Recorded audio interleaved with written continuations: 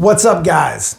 So I got asked to do a video about Artem Vakhitov and why he didn't sign with the UFC, or what were my thoughts on why he didn't sign with the UFC. And I mean, it's obvious from what he said that the Contender Series contract wasn't shit, and he wasn't taking it. Obviously, he was more respectful than that, but it's pretty crazy to see that, though. I'll be honest with you, the UFC wasn't willing to negotiate with him a little bit.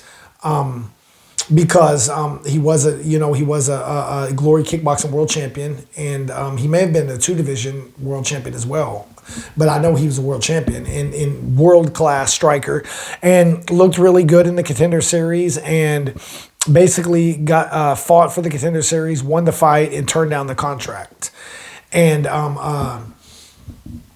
he's 34 years old, guys. He's 34 years old. He can't fight forever, and he realizes that, and went back to Glory to get a payday, to fight Rico Verhoeven, and it's that's a rough matchup. It's a good fight. Both of them are very good, very skilled. Going to be an exciting fight for sure.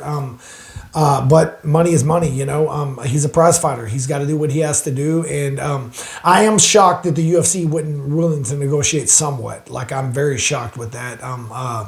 Because if that, in my opinion, they should have just offered him more money, gave him a little more, and gave him somebody tough. If you wanted to make sure he is worth the money you're giving him, give him a tough opponent and see how he does.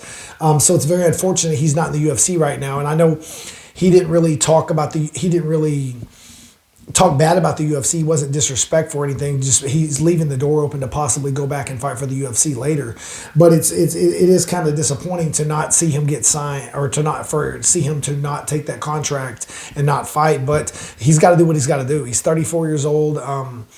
Multiple-time world champion, trying to get paid, feed his kids, feed his family while he can still do this. So I understand and respect his decision for sure. But definitely disappointed in the UFC for not offering at least a little bit more money, enough where he would take the deal. And if you thought you were overpaying him, maybe give him a tough opponent and see if he's worth the dollars you're giving him. So that's kind of my thoughts on that.